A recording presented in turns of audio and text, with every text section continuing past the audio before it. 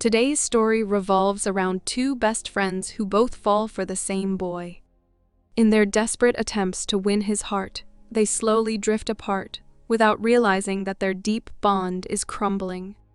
What once was a beautiful friendship transforms into rivalry and betrayal, as each girl pushes boundaries to be the one who spends a night with him. It all begins with a girl named Kat. She works as an assistant teacher at a prestigious school, though her students rarely show enthusiasm for studying. One boy, deeply absorbed in a comic book, catches her eye. Kat jokingly challenges him, "If it's that interesting, why not read it to everyone?" The boy hesitates, then begins reading. Surprisingly, the entire class grows quiet and listens, and even Kat gets caught up in the story. But the moment is short-lived. The school principal unexpectedly enters the classroom, witnesses the scene, and sternly summons Kat to his office. He subtly implies that she's unfit for the role, claiming her behavior could misguide the students. Disheartened, Kat ultimately resigns and leaves the school. We're then introduced to another girl, Mag, who arrives at a large company to pitch her line of beauty products. She confidently highlights their features, but the owner dismisses her outright, saying she's not interested in South Korean products. Disappointed, Mag storms out. As if things couldn't get worse, she steps outside to see her car being towed for parking in a restricted zone. Later, we discover that Mag and Kat are actually best friends, living under the same roof. When they return home, they burst into laughter over their misfortunes and start dancing to cheer themselves up. Kat opens up about losing her job, and Mag vents about her disastrous day. Suddenly, a boy walks out of Mag's room, asking for his clothes. It's clear she spent time with him before Kat arrived. Mag is playful and doesn't take relationships seriously, frequently switching boyfriends. That night, the two friends unwind over drinks and television. During their chat, Mag suggests Kat take a break and go on vacation. Kat hesitates, thinking it's better to find a new job. But Mag insists, "Let's clear our heads first. Once we're back, we'll job hunt together." Kat agrees, and the two decide to head to Poland the very next day. The following morning, Kat and Mag arrive at the airport, only to face a painfully long security line. Thinking quickly, Meg walks confidently up to an airport staff member, opens her bag, and pretends to search for something. While doing so, she strikes up a friendly conversation, charming him, and casually inching ahead. Kat catches on and follows suit. Thanks to Mag's quick thinking, both of them make it through security smoothly. On board the plane, they discover their seats are side by side, with an empty seat between them reserved for a guy named Ryan. During this time, Kat reveals her fear of heights. A few moments later, Ryan appears a strikingly handsome young man. As soon as he sits down, both girls light up, clearly interested.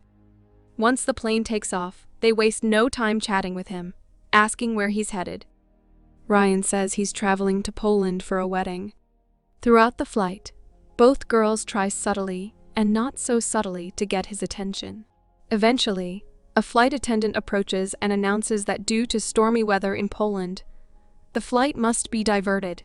Instead of landing in Poland, they'll touch down in Port Louis. After a safe landing, the passengers begin booking nearby hotels for the unexpected stay. While checking in at the hotel, Meg suddenly realizes she left her bag at the airport in all the rush. Despite this setback, the two friends book a room and head toward the elevator. To their surprise, they bump into Ryan again. He's staying in the same hotel. With a friendly smile, he says, "Good to see you both again. There's a party here tonight at 8. I'll be there. Hope you two can make it." Excited by the invite, both girls eagerly agree to attend. But Meg quickly faces a dilemma without her bag. She has nothing suitable to wear. She asks Kat to lend her a dress, but Kat refuses, claiming she only brought one. The truth is, Kat wants to go alone and have Ryan all to herself. That evening, as the party kicks off, Kat arrives early and finds Ryan. They start chatting, and he compliments her looks, which puts her in a cheerful mood. But a little later, Mag arrives too dressed in a beautiful cerise she somehow managed to find. Ryan is clearly impressed and praises her appearance as well, which stirs a hint of jealousy in Kat. Suddenly, 3 strangers approach Kat and Mag, flirting and inviting them to spend the night together. Quick-witted, the girls dodge them by pretending to be undercover agents. The party continues lively when a news report flashes on the screen. Worsening weather in Poland has forced all roads to close, making it impossible for Ryan to reach his destination soon. Ryan looks concerned, but Kat and Mag quickly reassure him, "Don't worry. It'll be fine." Secretly, they're pleased they'll get more time with him. As music fills the room, people start dancing. Kat and Mag use the chance to get closer to Ryan, sticking by his side and making their intentions obvious. When the party ends, the trio head back to their rooms. Before parting, Ryan suggests, "Tomorrow, let's explore the city together. It'll be fun." Both girls eagerly agree.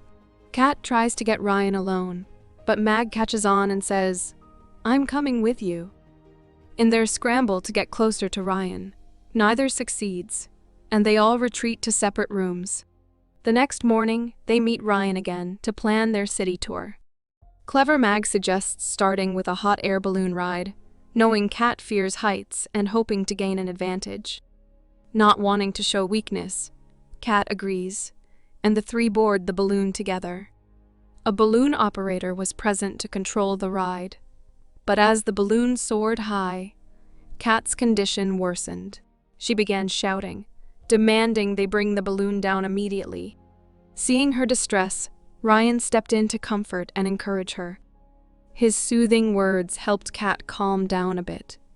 But Mag, observing quietly, showed clear anger. Jealousy was plain on her face. Trying to lighten the mood, Mag pulled out a bottle of champagne, hoping a few sips might help Kat relax.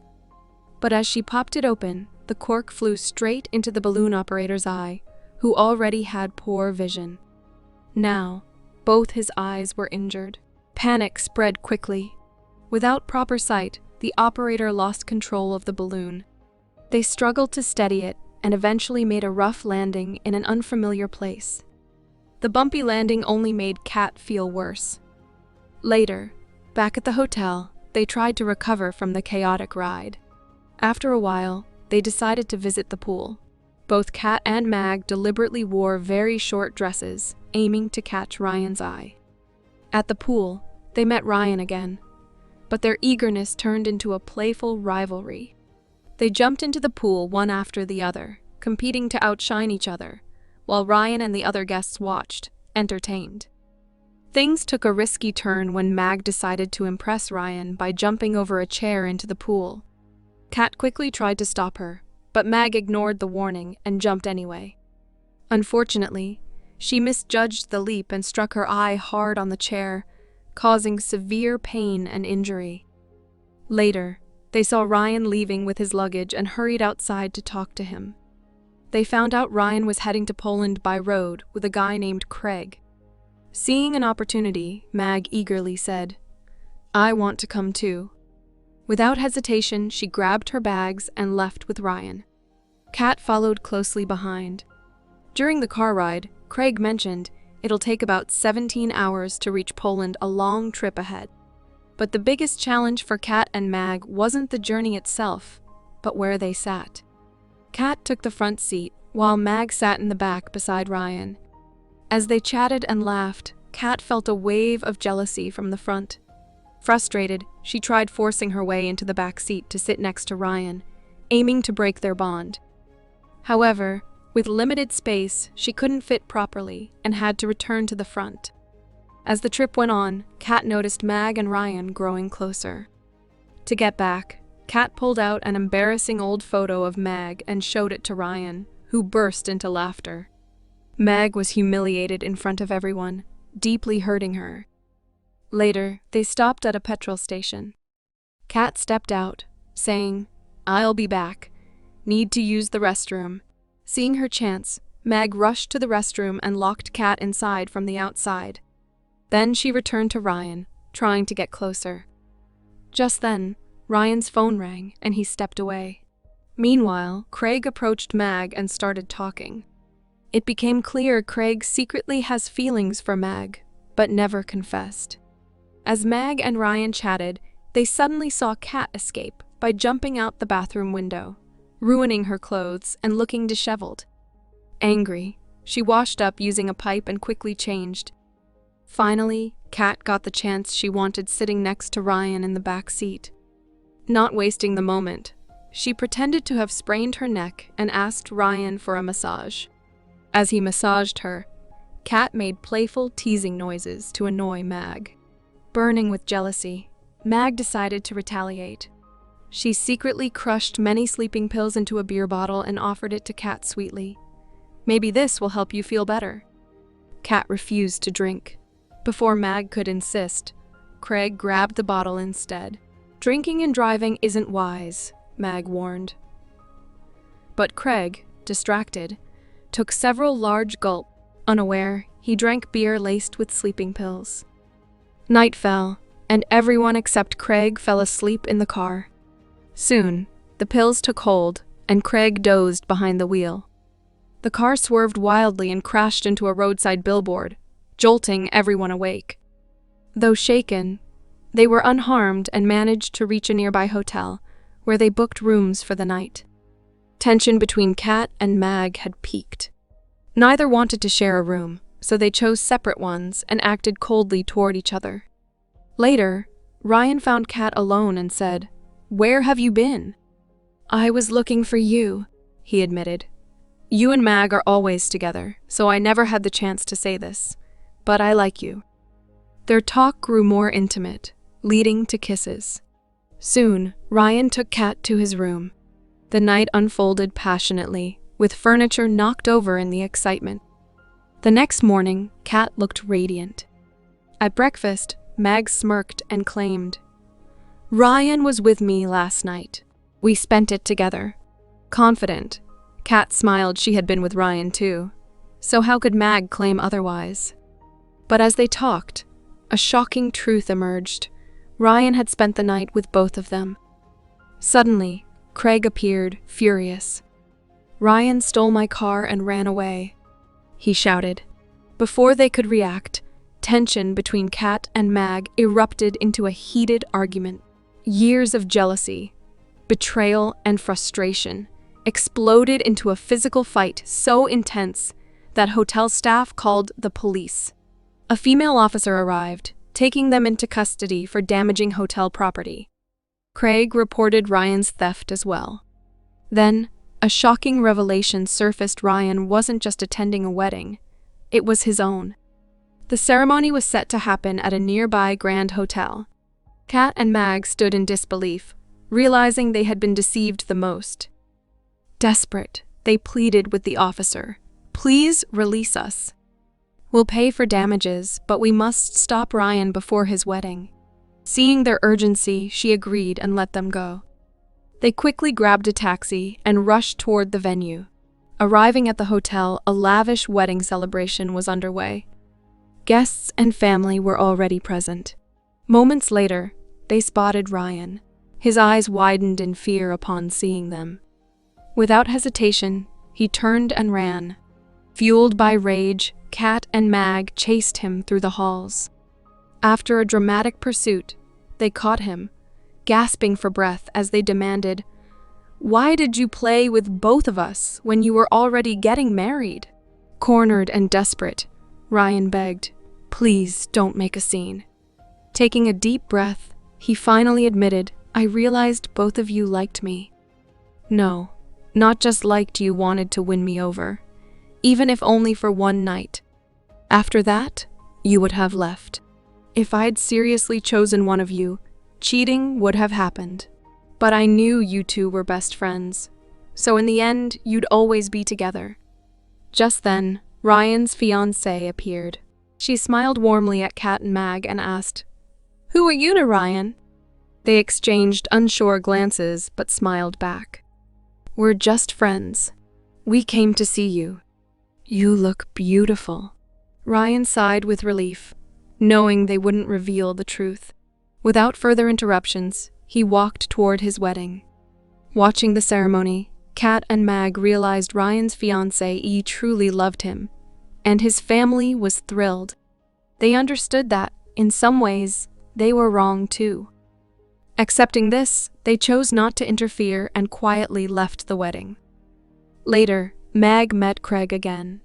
This time, Craig found the courage to confess his feelings, and they shared a heartfelt kiss, officially starting their relationship. Meanwhile, Kat and Mag, though still a bit annoyed with each other, remembered one important fact: they were best friends. Finally, they let go of their grudges, looked at each other, and promised, from now on, no matter what happens, our friendship will never break. After moving on from Ryan, both began searching for new jobs. One day, Kat unexpectedly ran into her school principal. The principal admitted teaching those kids isn't easy. They're very naughty, but Kat was the only one capable of handling them. With that, Kat was promoted to senior teacher. And so, their story concludes on a happy and fulfilling note. If you enjoyed this story and are new here, don't forget to like and subscribe for more amazing content.